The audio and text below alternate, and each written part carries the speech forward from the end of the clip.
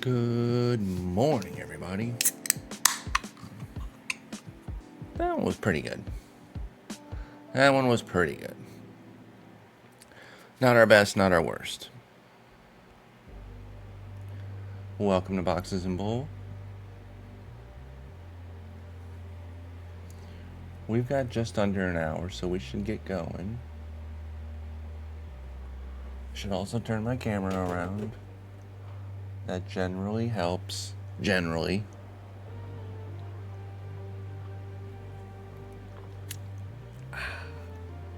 Hits. That hits. All right. Welcome to Boxes and Bull on a Tuesday. Monday episode had to get pushed. Unplanned meeting. Went 2 hours. All of a sudden, the whole morning's thrown off. But you know what? That happens sometimes. Squidward, thank you for the 63. Our Tigers are looking nice.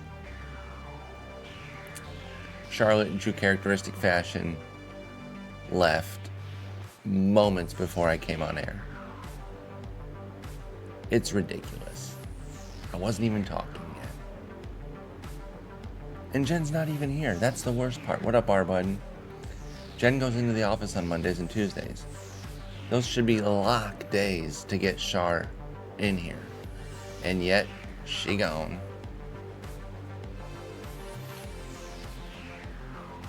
Come here. What are you doing? You're going to be in the front row? Come here.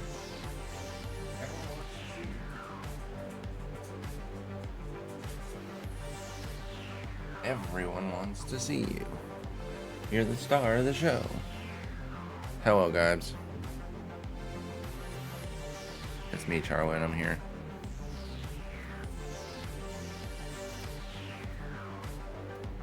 Don't freaking get my boogies. Jeez. So aggressive. What are you doing? Why don't you want to hang out in here? This is the place to be. Jeez. I'm probably going to leave as soon as you put me down.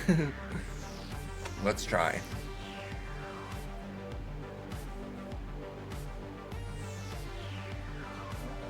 Nice little bed there. You can just lay down and relax. Nah, I'm out of here. I'm out of here. Just bullcrap. Shreen, it's so great, man. Like, I really hope those two especially keep going. Because, I mean, they're looking great right now. It's fun. It's early. It's obviously 10 games. But it's not just 10 games out of thin air, right? It's a continuation of last year for the Tigers. So I think there's reasons to let yourself get caught up into it. If it was just this 10 games, if last year's second half hadn't happened, I'd be like really muted and be like, okay, it's 10 games, it's cool, whatever. But when you pair it with last year, I can't help but be over the top. So let's start with our boys. 6-2 win for the Tigers. They moved to 6-4, as do the Yankees. I said it yesterday. I said, let's be real sickos and go for Casey Mize, even without the 2 start. Might even run him straight up in a daily moves league like a real sicko. Now, let me be clear. I didn't have to do that because I play in weekly moves leagues. So I had to take him on for the whole 2 start, but I would have. I don't know. I don't. Shreen, I saw you say that, I think, in the Discord yesterday. I don't feel that way. That was a last year feeling. He feels a lot more in control to me these days. I wonder if you're living with the PTSD. Or maybe he is and I'm missing it. But, you know, last year, he seemed to be battling everything. Spaz, thank you for the 47. We will get to him. I mentioned it in today's SP chart. Little Hunter Green message. Just because I was a Hunter Green disliker. I was pretty low on him relative to the market, so that I know I need to acknowledge it. But it's 3 starts too, so no one's feeding me crow until October. But 3 starts in, holy shit, he looks amazing.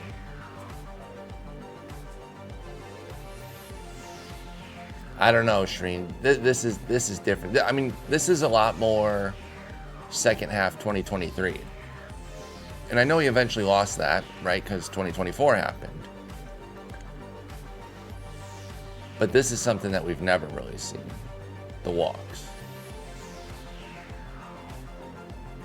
And the thing was, like, in spring he was mashing.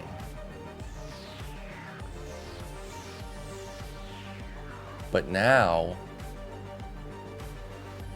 he's, and I say now as if this wasn't just a couple weeks ago in spring. Like, you didn't have to take the walks in spring, though. He was finding his pitch. He was absolutely dominating. He's kept the same WRC plus now with walks. It's just very exciting.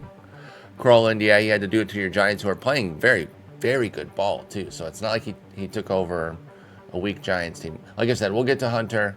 I'll give him his due. The only thing I'll say, in fairness to me, is I did say all year, or all draft season, that I did want to be wrong. Like that I was totally fine possibly getting smoked by this.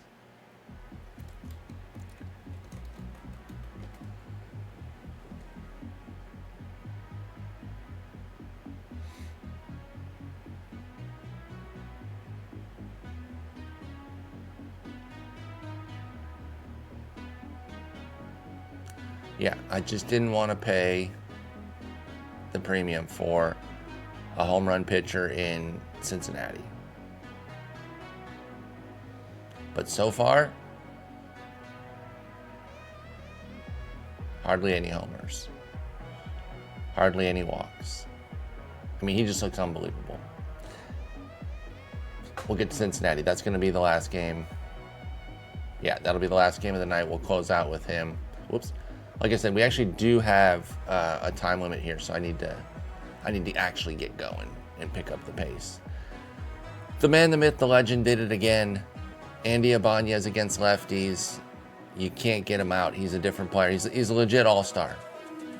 If the league was loaded with lefties, Ibanez is like a 5-time all-star. 3-run shot. He deals the big blow. We win 6-2. Rodon still battled. You know, the ump had quite the game. It was something. It wasn't something good, but it was something. So 6 innings, 6 runs, 5 of them earned, 4 hits, 3 walks, 8 Ks, and of course the big 3-run shot. Ottavino wasn't terrible. It's just, you know, they got to him a couple different times. Mize, meanwhile, was dealing. I got to imagine it's out there, Shreen. And I got to imagine it's not good. Bloobs, thank you for the 81. It's great to see you. 6 innings of 1-run ball for Casey Mize. 7 base runners, 6 Ks. Great work. 10 swinging strikes on 88 pitches. Not a crazy rate, but that's not, like, he's probably not going to just be a revolutionary strikeout guy immediately. I think he's finding it a bit. He's missing more bats consistently. Yeah, we're up to a 12% on the swinging strike rate. 27% K rate. That's awesome. The walks obviously high there at 13%. But those aren't, like, when you're watching Casey Mize, those aren't walks of, oh, I have no idea where the ball's going. Yeah, I'm playing Road to the Show right now with my pitcher Charlotte here. Look at this idiot. Look at her. Supermaning to sleep. So yeah, I've been doing some of that. I want to play some of that on stream eventually. Oh yeah, so it's just 3 walks in both games. And again, if you're watching these, this isn't a guy who like has no idea where it's going. He's trying to work his spots. Some teams are waiting him out, but he's not giving in. So I'm not too worried about a 14% walk rate right now. Obviously, if it holds at that rate, that's a problem, but I don't suspect it's going to. Nor is a 192 BABIP going to hold. That's probably going to go up. The walk rate should come down. Keep that balance. Bottom line is he's looked great. He looked great in spring. He's looked great in these first 2 games. There's lots to be excited about. Right, and as B Fortuna mentions, and as Stream was talking earlier, this sucked. So there were some really good misses, including some that weren't misses, that were just called as such, because this had a really bad day both ways. He had some pretty brutal ones that went for the Tigers, and some brutal ones that went against us. A couple hits for Goldie, stolen base for Chisholm, his 4th of the year. The Ben Rice pickoff on third was awesome. Just a great play by Ibanez and Rogers.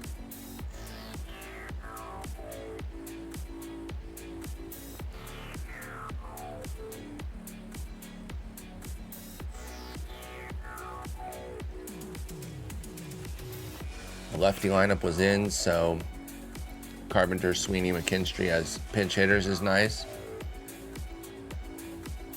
Just all in all, a nice game. You know, this usage says that Canely is maybe the top guy to close from like a fantasy standpoint, but don't get too hung up on that one way or the other. If you play fantasy and you're getting into the Tigers bullpen,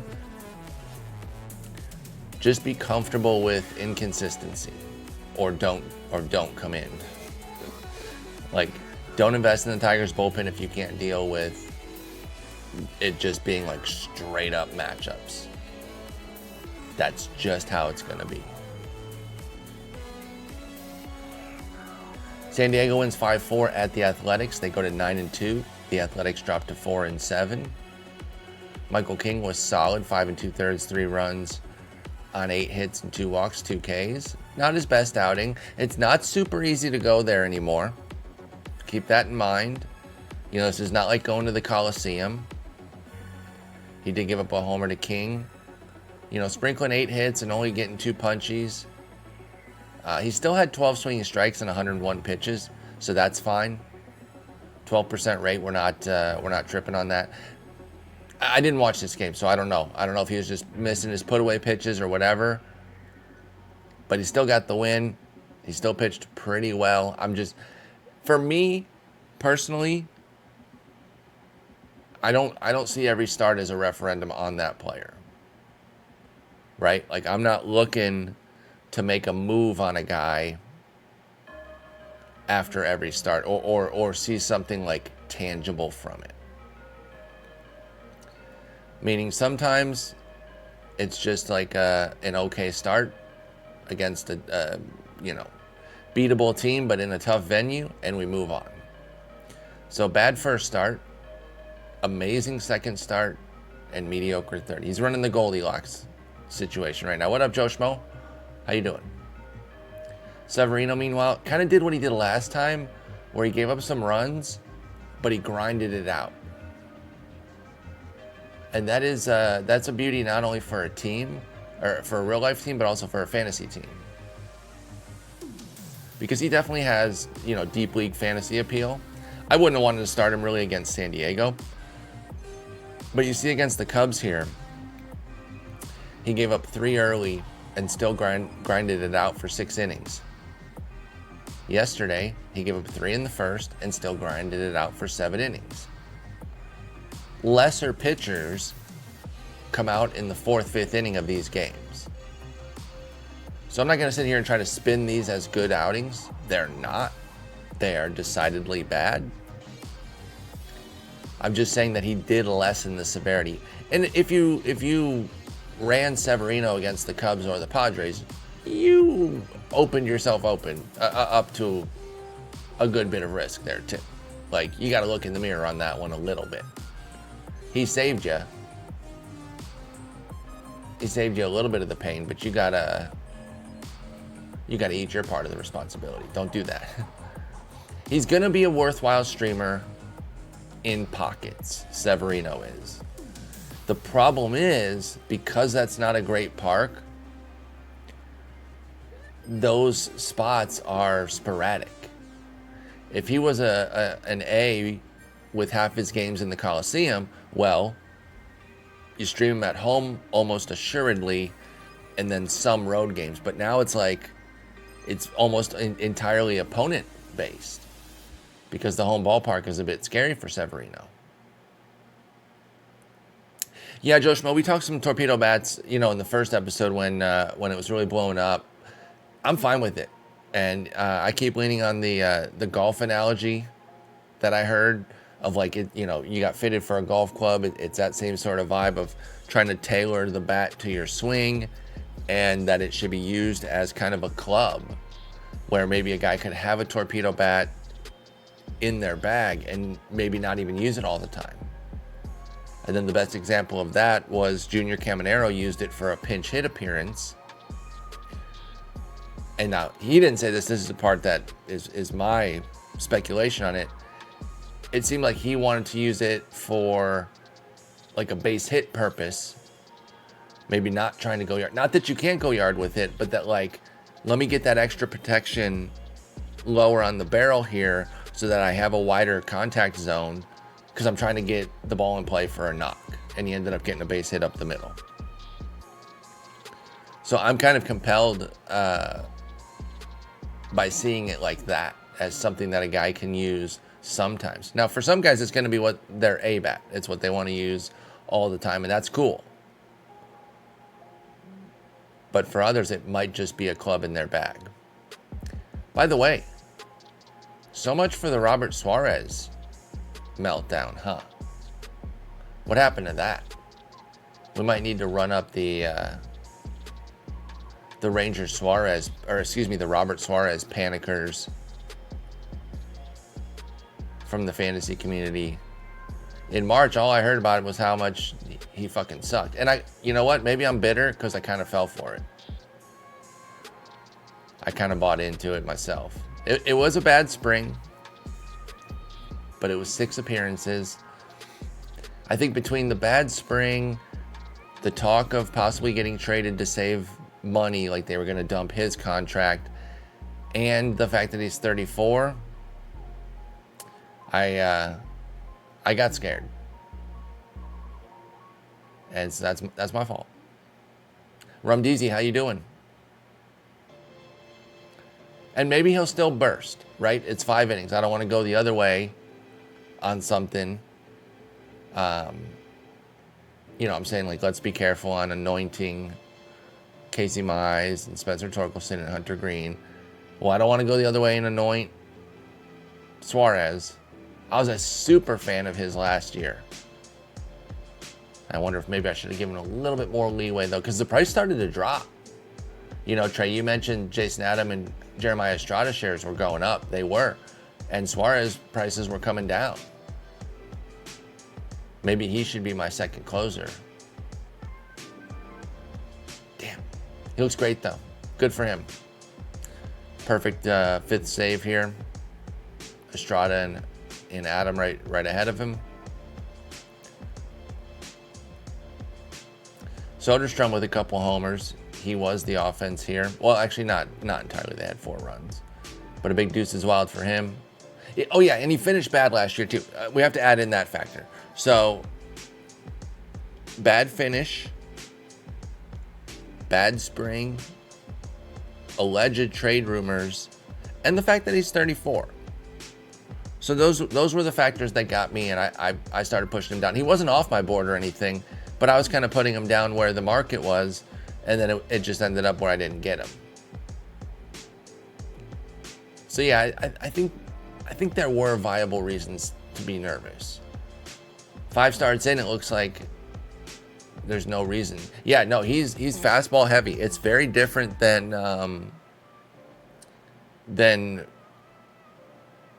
what we're used to in today's game.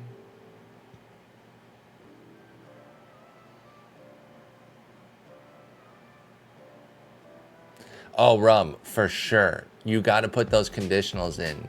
You cannot expect to get your A guy every time. Couple hits for Jacob Wilson and Max Muncy as well. Not that Max Muncy.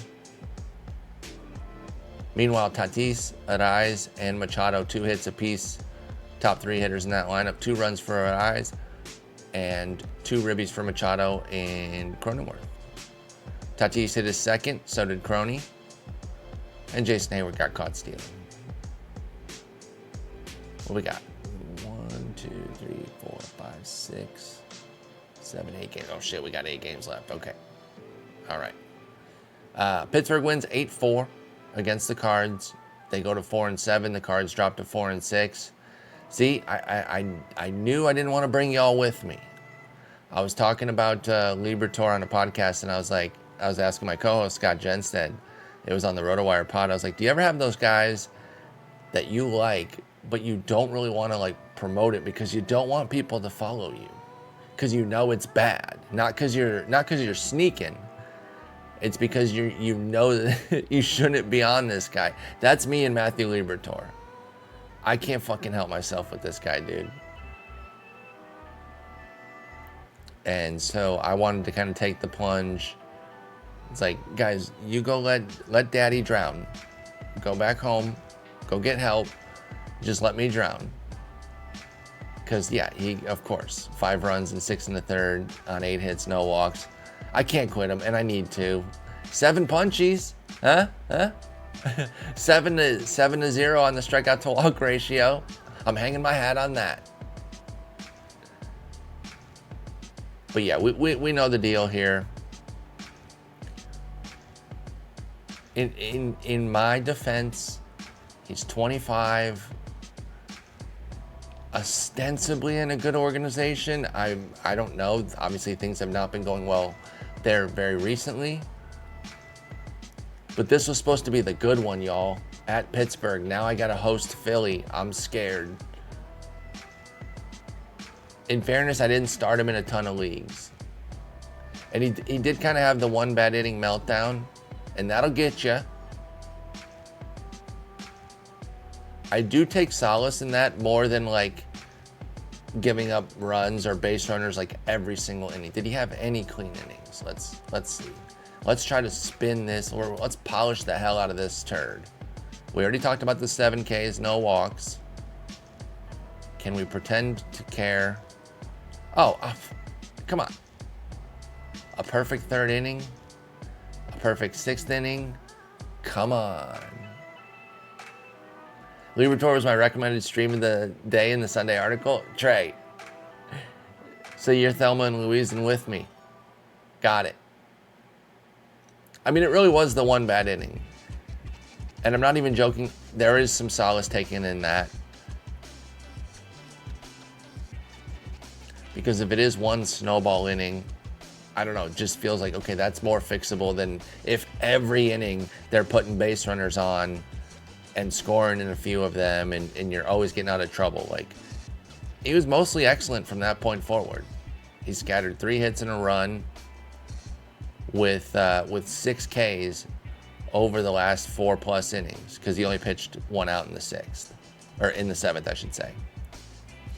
So, I mean, there are some benefits to take from it. Of course, it ain't going to fix your ERA that he blasted you with, and Philly might not be so kind. So this is why I wanted you guys to let me do it by myself. Let me take the pain. Yoel Pozo goes yard off of Thomas Harrington, who got a 4-inning save. So that's where Harrington went. Couldn't find Harrington in the rotation because it looked like we were running a 6 over here. We had him as the 6th man, but then he wasn't showing up on any of the projected starter boards, and we figured it out. He's just running with Machinsky here, and they put together a nice little combo. Now Machinsky, Carmen Machinsky is this guy's name. 5 innings of 1-run ball, 5 hits, 2 walks, 6 Ks. Very nice outing. I don't really know. I don't think it's bankable.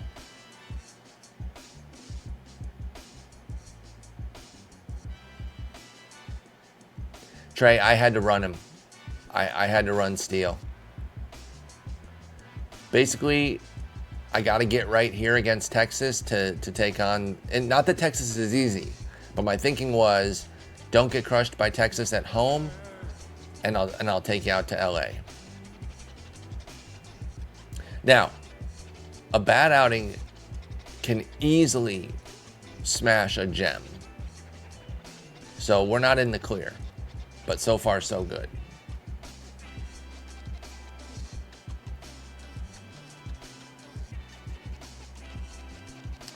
I think that ship sailed Dreams. It's just, I don't know that it would affect other teams.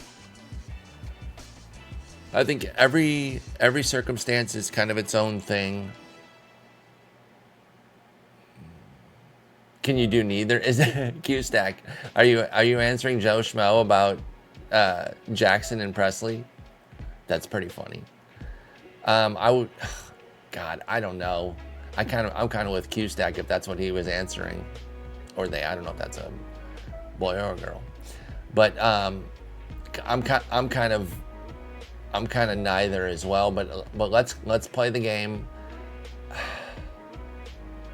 It's looking like Jackson is like the unquestioned dude right now. Is this Kirby Yates 2.0? No, because Kirby Yates looked good last year too. And outside of a couple of Jackson's outings, he hasn't looked great.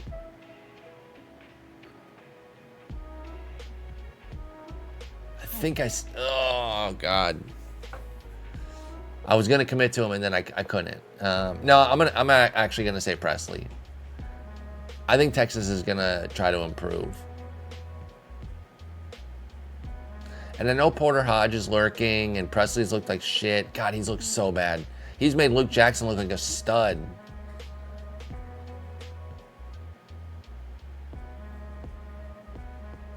I'm flipping course, Jackson. You can tell I'm completely in between there. So I'm sorry if that wasn't terribly helpful, but I'm gonna go Jackson. Oh, okay. I bet we can find some setup men that we like better though. Can you give some more names? See if me or the chat can help there. Because I don't think I want either of those guys. I bet there's I'm sure the Cade Smiths of the world are rostered, but I bet there's some sneaky setup dudes that a lot of us would like better than the two saves guys that you just offered us. 3 hits for B. Donnie in the loss. 2 for Thomas Sajasi, by the way. Sajasi. Not Sagis. Not Sagassi. I've heard some hilarious pronunciations for this. I've said some myself. Because he was on one of my OOTP sims a couple years ago. But it is Sajasi. Yohel Pozo goes yard, and so does Mason Wynn. For the winning team, we get our second Deuces Wild of the day. 2 runs, 2 hits, 2 driven in for Joey Bart. Couple hits and ribbies for McCutcheon. Another Deuces Wild. This one from Isaiah Kiner-Falefa. We got 3 already today. 2 runs, 2 hits, 2 ribs, and a couple hits from Endy Rodriguez. I liked Endy a lot this year. He's not off to a great start, but I think this dude can hit. And I like that he's playing some first, so he's like a non-catching catcher for fantasy purposes. Bart hit his first of the year, and IKF got caught for the second time. Wynn gets a homer the day my brother drops him off his team. That's poetry, 100%. That's fantasy poetry right there. I don't play So Rare. Brady, I've definitely seen it and been intrigued, but after a while, I'm just like, I only have so much time for so many things. Frankly, I don't even have enough time for all the stuff I do want to do. So I have never added it. But I have a few friends who play it, and they really like it. Nats win 6-4 against the Dodgers. Look at that. They go to 4-6. Dodgers drop to 9-3. Mackenzie Gore. This was one where I was taking on this start in a weekly moves league where you had to take on the Dodgers to get at Miami. I did recommend them for those leagues. Now, if you were in a, if you're in a daily moves league, I didn't really want to go for it. It would have been too risky.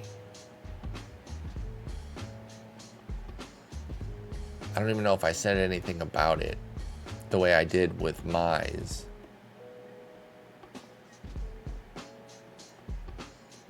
Oh, I would take Urseg, though, and Jason Adam, and Finnegan.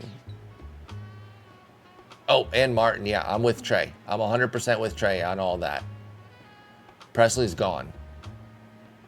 I think you found a Presley replacement, though. I'm way in on so many of those guys. Where's Gore?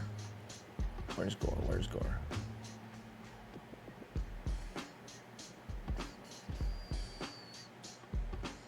Yeah, so I just said, you know, it's aces only versus the Dodgers, except when we're taking them on to get a two-step. By the way, I was going to try to change the format of the daily SP chart.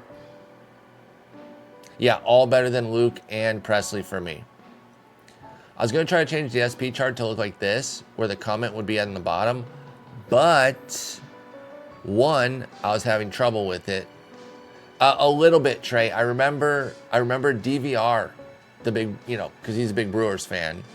Because he was in the Brewers system originally, Urseg was. And that's where I first heard of him, was from DVR talking him up as a hitter. And then when he came around as a pitcher, I was like, is that same guy? It has to be. There's not a second Lucas Urseg, although there's a second Max Muncy, so you never know. So yeah, if you read Monday's chart and you saw this thing about me trying to change the format, one, I couldn't get it to work. Two, you wouldn't be able to sort. I don't think the pollen's getting to me. Does my voice sound bad? This is the second episode in a row. Someone's like, your voice sounds like shit. I mean, it's early. I've been up for a little bit though. Maybe my voice is just getting fucked. Can Red Bull ruin your voice? Maybe that's what it is. I sound nasal, that's all. That's just me. No, I definitely, I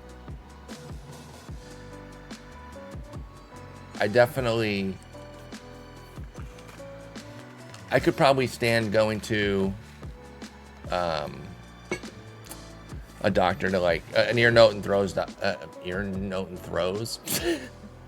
ear, nose, and throat doctor to check on my breathing and shit, because I kind of always feel like permanently stuffed. Guys, I'm just a nerd. Leave me alone. Anyway, Shohei's like, hey, we're gonna get beat, but not my fault. I'm a double shy of a cycle with 3 hits, 2 ribs, his 4th homer of the year. Nobody else had anything else going on as far as multi-hit, multi-run. It might be. I mean, I don't breathe terribly well when I sleep. I kind of sound like Charlotte sometimes. We always make jokes that she needs like a tiny sleep apnea mask. Could you imagine? To scale, putting it over her head. She's a little Darth Vader. And I'm big Darth Vader. Dustin May wasn't bad, and of course you're always starting him here. But 1K? Christ. What the hell? 6 innings, 3 runs, only 1 of them earned on 3 hits, 3 walks, a K. I mean, this, if you watch this though, this is Dustin May. This is the guy who is like eminently giftable because he's got this crazy stuff. But the thing of it is, y'all, is that his most giftable pitches are like easy takes because they move so much, they're so nasty that not even Javi Baez is swinging at him. So he's still got that disconnect between like his nastiness and the results that come from it with May. Now, I know a lot of us are hoping that he's going to take a strikeout jump this year because we did see a glimpse of it back in 2021. Whoa, let's not say things we can't take back. It's the Fausto Carmona / Roberto Hernandez disease. Exactly. Carmona would have some nasty stuff too, but his nastiest sinkers were easy spit. Like, I'm not swinging at that. Yeah, it moved 100 inches and it was easy to take. That's definitely May right now. So, you're happy with this start because it certainly didn't kill you. 6 innings, 1 run, 1 earned run. But 1K is pretty rough. And it just seems like he's going to be this kind of in-between K's guy. You're going to get some 10K outings for sure, but you're going to get the occasional dud as well. As long as he doesn't give up runs when he's having the occasional strikeout dud, then you can't really cry about it too much. Because he was still a very cheap investment, Dustin May was. Even at his hypiest, he was still a mid, latter third of the draft type of pick. So the hype train never got too crazy, at least in the leagues I was in with Dustin May. I always found him pretty affordable. Gore, meanwhile, is dialed, y'all. And he was for a good chunk of last year. So similar to what I was saying about the Tigers, where like if it was just 10 games of goodness, I'd be like, okay, let's not get too excited. But the 10 games in addition to last year, I'm excited. So Gore, his fast start, in addition to the big chunk of the season that we saw last year where he was really good. Now, there was a part where he was terrible. I'm not going to deny that. But he did get back on track and finish the season on a high note. And I think we might be on the cusp of something here with Gore, y'all. That's my bottom line takeaway. I think there's a good chance that we're on the cusp of something. Yes, we did reference Fausto Carmona. The thing is, when I was looking at him in the offseason, and it's actually still here right now too. This dude is a BABIP machine, and I don't quite understand. Well, actually, I do understand. It's because he's a line drive machine.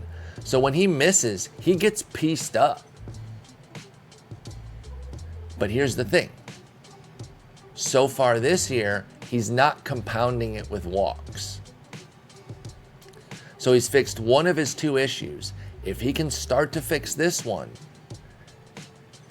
and not give up so many damn line drives, he's an ace. But there's something consistent about it though too, because line drives, a random line drive spike season is not necessarily indicative. Like a lot of times it comes back down, but he's shown consistently over his career that he's a line drive guy. In fact, the 30% rate for Gore right now is his highest ever. And if we weren't on such a time crunch, I would do the numbers to show you guys that he has the highest line drive rate in baseball, minimum, however many innings, 380 innings, since he came into the league. And that's why the BABIPs are high. That's why we can't just expect the BABIP to go down, because he has to change something. But he has changed something right now, and it's a 5% walk rate. And that alone is enough to carry Gore right now with the strikeout stuff that I'm fully in on him. Obviously, the Dodgers start was scary, but I was taking it with the 2 start at Miami. And then I tell you what, y'all, I might start him at Colorado. I might. We'll see.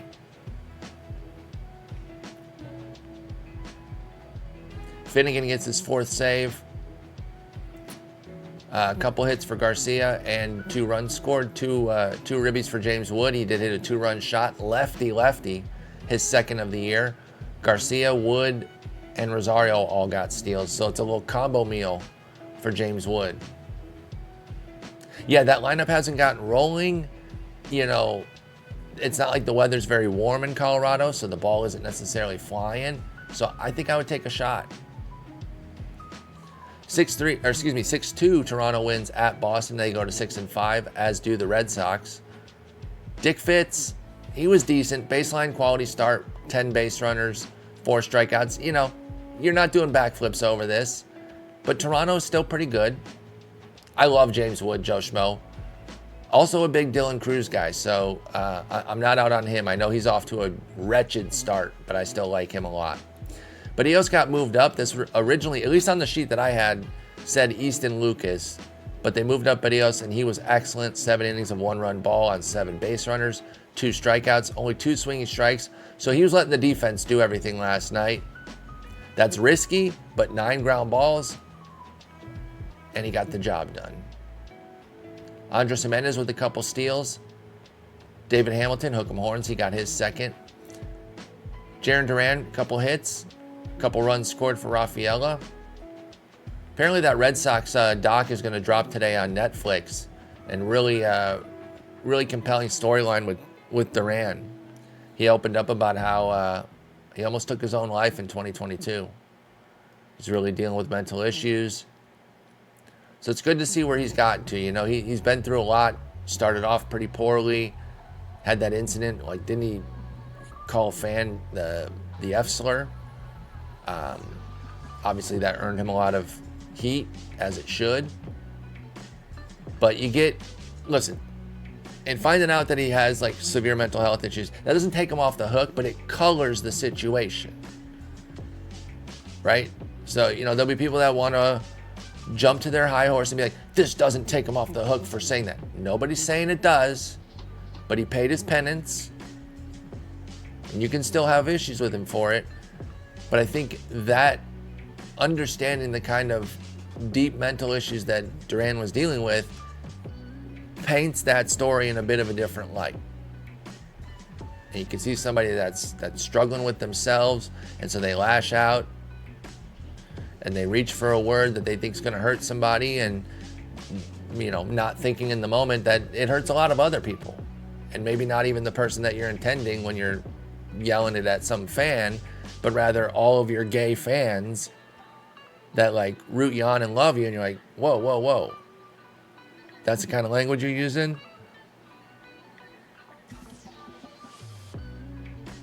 But it seems like things have gotten a lot better pretty much since that incident. Obviously, you know, the attempted suicide and it not working was awesome, because it didn't work is what I'm saying, obviously. Like, that's, you take awesome's probably not the right word to ever use for that, but you know what I mean? Like, the fact that it didn't work is the awesome part, because that's horrifying. He says he doesn't really understand why, but that he took it as a sign, like, okay, I need to be here.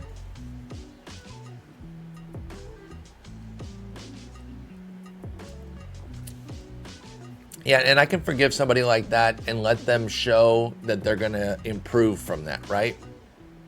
Like, it's an ugly incident, and I think he should have gotten, you know, the trouble that he got. But for me, that's not something that, like, every time I bring up Jarren Duran, I'll be like, remember that one time he yelled the F slur at a fan? Like, I don't think it has to be, like, every time, always paying for that. I think we let his actions show that he's evolved from that. Now, if he does it again, you know, you're like, okay, you didn't learn, you just apologize to get off the hook, and then you can have your feelings. But for me, like, railing on somebody like that for something, an incident like that, every single time you bring them up, I don't know what good it does. It's like, do we really care about, you know, rehabilitation and somebody's apologies, or do we care about just like beating somebody down when they fuck up? Yeah, his father seems like a piece of shit. Like, that's just the best I got. I'm sorry. I'm going right there with it. And again, you don't get to get off the hook and then just start F slurring everybody. That's not what I'm saying, of course. But you understand. You start to understand a guy who was struggling, lashed out, and has really come out of it the other end. You know, has advanced from that incident, has advanced from his early struggles as a major leaguer, and now he's a top player on a top team. So I'm rooting for Duran. I mean, Q-Stack, you know, I talk to people like, I'm gonna be 44 this year. That kind of language, we call it inanimate objects gay. Like that's how prevalent it was. Which, think about how stupid that is. Like that. And again, that doesn't excuse it. That I'm just telling you what the era was. Everything was F slur that. That's gay. That's, you grow up, you realize, wow, talking like that is pretty lame, pretty pathetic.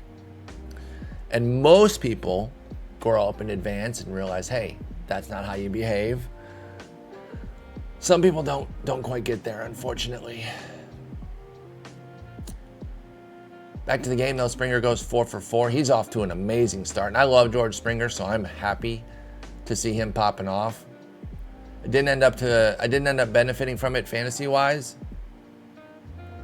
But glad that he's dominating. He's a fun player. I liked him in Houston a lot, and I'm glad he's dominating. 2 hits for Vladdy, Kirk, and Nathan Lucas, by the way. This is not Luke's. I definitely thought it was Luke's. It's Lucas. And then a couple runs here for Jimenez and the 2 steals, as I mentioned, as well. He's meshing in pretty well. His batting average is a little light, but a 354 OBP and 513 slug, that's fantastic. So the batting average will come. He'll be fine. But Toronto playing all right. And, of course, they had the big extension with Vlad, which I do like. I like that when the team is re-signing their own guy, they have the luxury of looking at it as the big picture. So he doesn't have to perfectly earn, X million every one of the 14 years for it to be worth it. You can kind of look at it all encompassing and,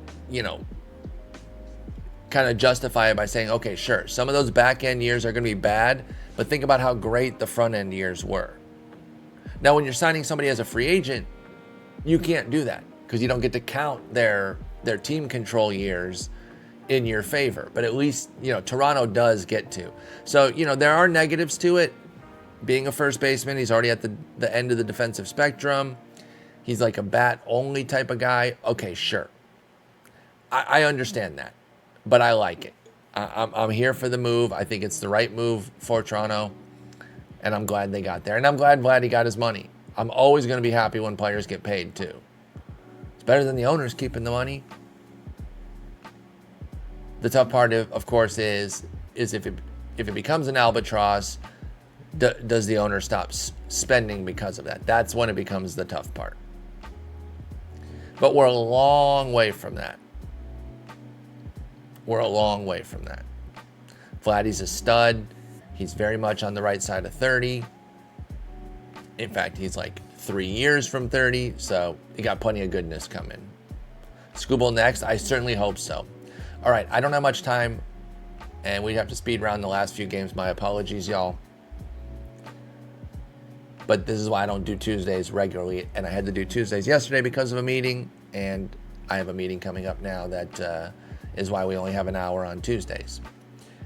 Mets win 2-0 against the Marlins. They go to 7-3. The Marlins drop to 5-5. Marlins been playing okay. I mean, they had those walk-offs against Pittsburgh. I don't believe in them or anything, but being 5-5, that's got to feel pretty good. Senga got such a cushy landing here with back-to-back games against Miami. He goes 5 scoreless here, 4 strikeouts on 7 base runners. Only 6 swinging strikes. I mean, his margin for error was sky high against Miami, right? So even not being his best, he throws a gem. Valente Beozo, not great for 3 2/3, 1 run, 5 hits, 2 walks, 2 Ks.